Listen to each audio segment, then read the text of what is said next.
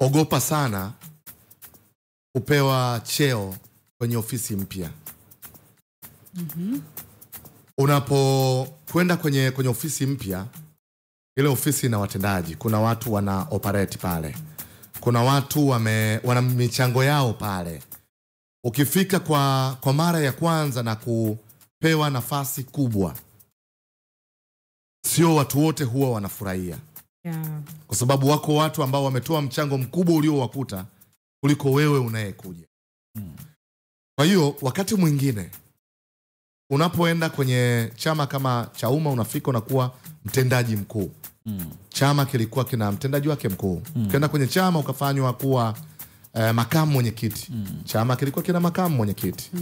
Ukiwekwa kwenye secretariat walikuwepo wajumbe hapo, na wewe ndio umeingia. Kuna uwezekano mkubwa ni matako pengine ya mkuu wa taasisi, na yeye anaamini kwamba inclusion ya hawa watu inakuja kuleta potential ndani ya taasisi. Lakini mapokeo huwa yanakuwa tofauti.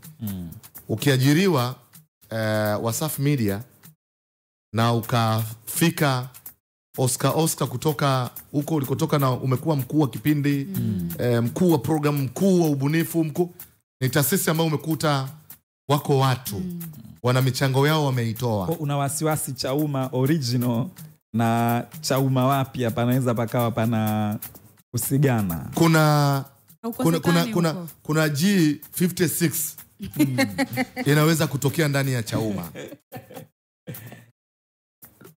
Na wakati mwingine ukiona hawa watu walikuwa ndani ya Chama cha Demokrasia na Maendeleo.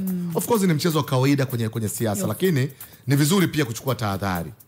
Chaza amezungumza hapa, kama ulienda nchi nzima na ukanadi sera zako kwa wananchi na kutoa msimamo, unarudi tena mara ya pili na kuja kupindua kwenye siasa, sio jambo jipya, inatokea. Lakini kuna namna unaenda unapoteza uhalali. Sasa kama ulikuwa muumini wa kulialia wa Chadema, baadaye ukaenda kuwa G55, kama hiyo iliwezekana, maana yake tafsiri yake unaweza ukawa leo huko Chauma na baadaye ndani ya Chauma ukatengeneza G56.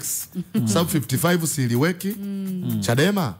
Kwa hiyo unaweza ukatengeneza tena G56 ndani ya Chauma. Jana na leo.